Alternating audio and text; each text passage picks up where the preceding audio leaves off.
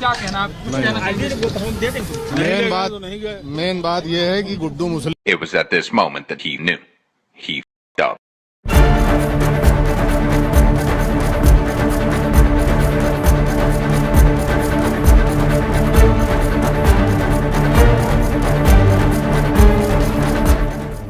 जो कल तक ये कह रहे थे कि 15 मिनट तक पुलिस हटा दो, फिर देखो हम क्या कर सकते हैं। आज वही लोग कह रहे हैं कि पुलिस क्या कर रही थी। अतीक अहमद और उसके भाई को जिस तरीके से मारा गया मीडिया के सामने लाइव, ये इतना आसान जो मामला आपको दिखाई दे रहा है कि 3 बंदे आते हैं, अतीक अहमद को मारते हैं और फिर पुलिस उन्हें पकड़ लेती है। ये जितना आसान मामला आपको दिखाई दे रहा है वो उतना आसान है नहीं, ये बहुत ज्यादा पेचीदा है। कुछ लोगों के मन में ये सवाल आ रहा है कि इसको यूपी गवर्नमेंट ने मरवाया, कुछ लोगों को ये लग रहा है कि पुलिस ने इनकाउंटर करवाया, लेकिन इसके पीछे जो असलियत है ना वो आप लोगों के सोच से आगे है। ये पूरा मामला बहुत ज्यादा कॉम्प्लिकेटेड है और इसको आसानी से समझाने के लिए आपको हर एक चीजों को बारीकी से देखना होगा और ये मैं आपको पूरा टाइमलाइन बताऊंगा शुरुआत से लेकर अंत तक। माफ कीजिएगा क्योंकि मेरा जो वॉइस है आज थोड़ा दबा हुआ आपको फील होगा। सर्दी और गर्म के कारण मेरे थ्रोट में इन्फेक्शन है और उसके कारण मैं सही से बोल नहीं पा रहा हूँ, बट फिर भी मैं कोशिश करूंगा कि जितने अच्छे तरीके से हो सके आपको ये पूरा मामला एक्सप्लेन कर पाऊँ। वैसे तो मैं नॉर्मली बोलता नहीं हूँ, लेकिन आज बोलूंगा कि इस वीडियो को जितने ज्यादा लोगों तक हो सके शेयर कीजिएगा ताकि सबके पास इन्फॉर्मेशन पहुंच सके। और चैनल को याद से सब्सक्राइब कर लेना क्योंकि बहुत सारे लोग वीडियोस तो देखते हैं बट सब्सक्राइब नहीं करते, ताकि जब भी मैं ऐसे वीडियोस और अपलोड करूं आपके पास नोटिफिकेशन तुरंत आ जाए। देखिए, जिस दिन योगी आदित्यनाथ जी ने उत्तर प्रदेश की कमान संभाली थी उसी दिन एक बुलेट के ऊपर अतीक अहमद का नाम लिख दिया गया था, उसको दराज में रख दिया गया था। सबको पता था, अतीक अहमद को भी पता था कि उसका टाइम एक ना एक दिन आने वाला है। अभी 2 दिन पहले ही अतीक अहमद के बेटे का इनकाउंटर हुआ और उसको इनकाउंटर करने वाली थी यूपी पुलिस, क्योंकि अतीक अहमद के बेटे ने ही कुछ महीने पहले उमेश पाल का मर्डर किया था और वो भी सीसीटीवी पे उसका पूरा जो फुटेज है वो अवेलेबल था। ये पता होते हुए भी कि उसका बाप अभी जेल में बंद है, फिर भी अशरफ मोहम्मद ने लाइफ किलिंग की। तो इससे आप ये तो समझ ही सकते हो कि अतीक अहमद है और उसका जो पूरा फैमिली है वो किस मानसिकता के है, उनको किसी चीज का डर नहीं है। अब क्योंकि इस बात का पता अतीक अहमद को भी चल ही गया होगा, क्योंकि अतीक अहमद की पेशी चल रही थी। अब अतीक अहमद का अगर आप इतिहास उठाकर देखोगे तो आपको दर्जनों नहीं हजारों केसेस मिलेंगे जो कि अतीक अहमद के ऊपर रजिस्टर्ड है। जितने भी क्राइम आप सोच सकते हो उन सब का एफआईआर अतीक अहमद के नाम पे जरूर ही हुआ था। और अतीक अहमद के बहुत सारे क्लोज कनेक्शंस थे उस समय के पॉलिटिशियंस के, जो कि उस समय पे सत्ता में थे। अब सभी लोगों को पता है कि अतीक अहमद कितना ज्यादा आतंक फैलाता था जब समाजवादी पार्टी या फिर अखिलेश यादव की सरकार थी, यहाँ तक कि वो चुनाव भी लड़ चुका था। और उसके कई सारे वीडियोस ऐसे अवेलेबल मिलेंगे आपको इंटरनेट के ऊपर, जिसमें कि वो कॉलेज में घुस के गुंडागर्दी कर रहा है, लोगों को मार रहा है, बंदूक के दम पे लोगों को डरा रहा है। खुद पॉलिटिशियन होने के कारण और बड़े बड़े पॉलिटिशियंस के सपोर्ट के कारण ही अतीक अहमद ये सब कर पाता था। अब जैसे ही अतीक अहमद जेल जाता है तो आप समझ सकते हो कि जिन लोगों के साथ अतीक अहमद के कनेक्शंस थे उनको इस बात का डर था कि भाई किसी न किसी दिन ये अपना मुंह खोलेगा और हमारे बारे में जितने कनेक्शंस है वो सब पुलिस को बता देगा। अब अगर आप न्यूज़ को रेगुलरली देखते रहते हो, हमारे वीडियोस रेगुलरली देखते हो, तो आपको पता होगा कि अतीक अहमद ने 1-2 दिन पहले ही कहा था कि भाई हम जो है वो सारे कनेक्शंस खोलने वाले हैं, पुलिस की मदद कर सकते हैं, क्योंकि हमारा जो कनेक्शन है ना वो जो आतंकवादी संगठन है पाकिस्तान के उनके साथ है। वहीं से डायरेक्ट ड्रोन के जरिए हमें बंदूक मिलता है, एमुनेशन मिलता है और हमारे कनेक्शंस किन के साथ हैं, वो जो पाकिस्तान वाले आतंकवादी के ग्रुप है उनके कनेक्शन इंडिया में कहाँ से है, ये सब मैं पुलिस को बताने के लिए रेडी हूँ। जिस दिन ये स्टेटमेंट पब्लिक होता है उसी के 1 दिन बाद अतीक अहमद को लाइव टीवी के ऊपर मार दिया जाता है, जो कि रिपोर्टर्स के भेष में आए थे। अब ये जो 3 लोग जिन्होंने रिपोर्टर के भेष में आकर अतीक अहमद का खून किया, इन तीनों के बारे में भी मैं आपको आगे बताने वाला हूँ। अब ये सोचकर आप देखिए कि अतीक अहमद के खून से, अतीक अहमद के मरने से सबसे ज्यादा फायदा किसका था? सबसे ज्यादा फायदा उनका था जिसको अतीक अहमद बचा रहा था, जिन लोगों को अतीक अहमद बचा रहा था, जिन लोगों के सीक्रेट्स अतीक अहमद को पता थे।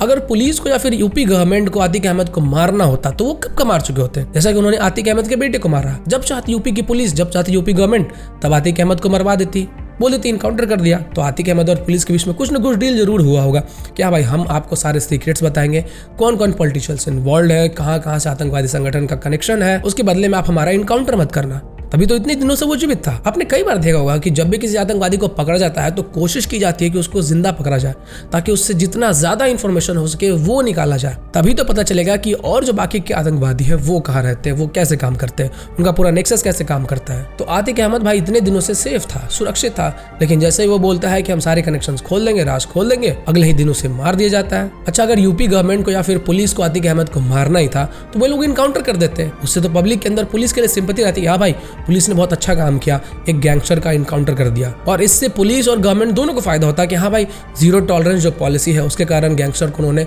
मार दिया। इनकाउंटर कर दिया। अब पुलिस कस्टडी में रहते हुए आतिक अहमद का खून हो गया लाइव मीडिया के सामने।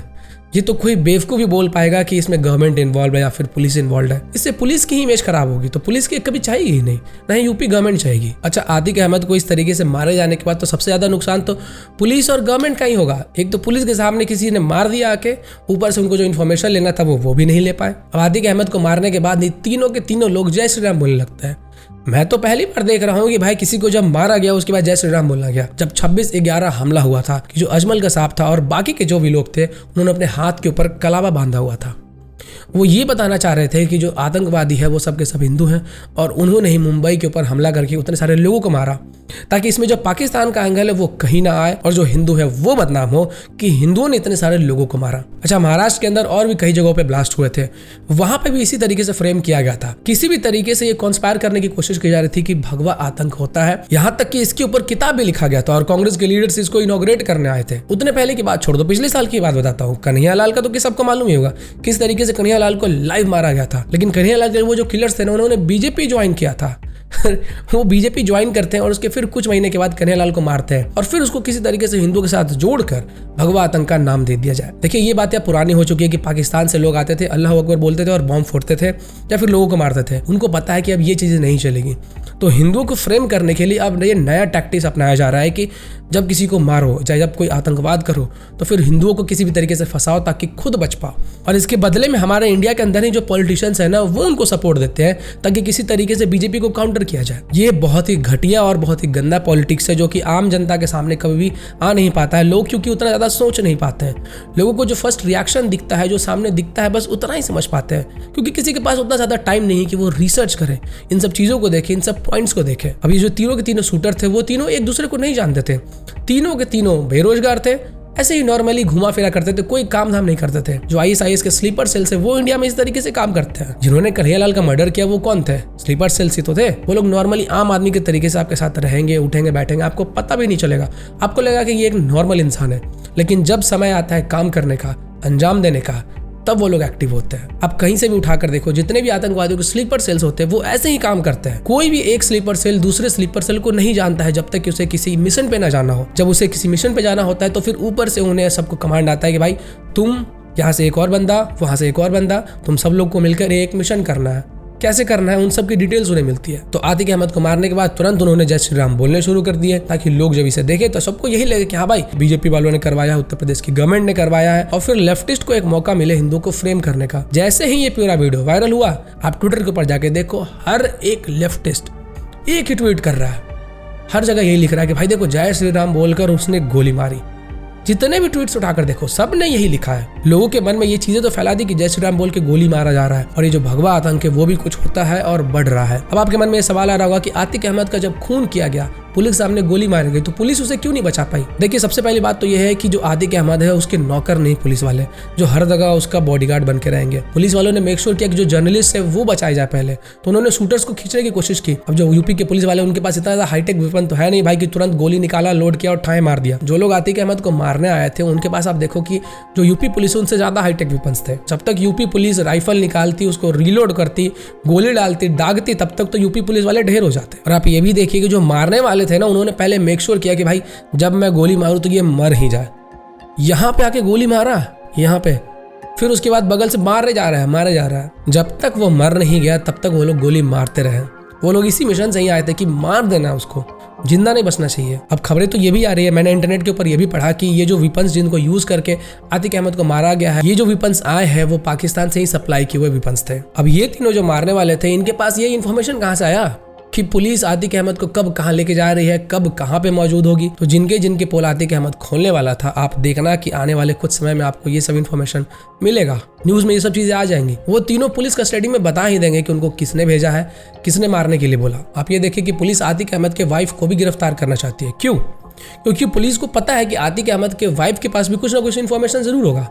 कौन लोग आतिक अहमद से मिलने आते थे, कौन उनके घर आते थे, कहाँ कनेक्शंस थे, ताकि उनके वाइफ को भी अरेस्ट करके उनको सेफ गार्ड किया जाए। ये जो इन्फॉर्मेशन है वो निकाला जा सके। कहीं ऐसा ना हो कि पुलिस के वहां तक पहुंचने से पहले ही जिन लोगों के कनेक्शंस के बारे में इन्फॉर्मेशन उनकी वाइफ रिवील कर सकती है, वो लोग गुंडे भेजकर या फिर किसी को सुपारी देके उसे मरवा दे। जिस तरीके से ये तीनों के तीनों गोलियां चला रहे थे, कोई बता सकता है कि प्रोफेशनल शूटर्स थे भाई। निशाना तक नहीं चूक रहा था, एक गोली भी इधर से उधर नहीं लगा। और जैसा कि मैंने आपको शुरुआत में बताया कि ये जो वायरल केसेस होते हैं इस तरीके के, जो कि इंटरनेट के ऊपर वायरल जाते हैं, इसमें उनका यही मिशन होता है कि हिंदुओं को फ्रेम किया जाए आतंकवादी के रूप में। इनमें से एक जो व्यक्ति था जिसका नाम की बताया जा रहा है कि लवलेश तिवारी है, इसका एक प्रोफाइल का स्क्रीनशॉट शेयर किया गया जिसमें बताया जा रहा है कि वो बजरंग दल का एक मेंबर है। सबसे पहली बात समझो, बजरंग दल का जो मेंबर होता है ना, उसको गोली चलाने के लिए नहीं सिखाया जाता। वो पीएफआई का मेंबर नहीं, उसको एमुनेशन सिखाया जाएगा। बजरंग दल वालों के पास इतना फंड्स नहीं है कि वो बंदूक खरीद के लोगों को बंदूक चलाना सिखाए। वो सिर्फ लाठी भाजना ही सिखा सकते हैं, उससे ज्यादा वो नहीं सिखाते हैं। फिर आप कुछ जगह पे देखो कि लवलेश तिवारी की जो फोटो है वो स्मृति ईरानी की मीटिंग के साथ भी शेयर की गई है कि स्मृति ईरानी की जो मीटिंग है उसके अंदर लवलेश तिवारी मौजूद है। यही सेम चीजें तो कन्हैयालाल के केस में भी हुआ था,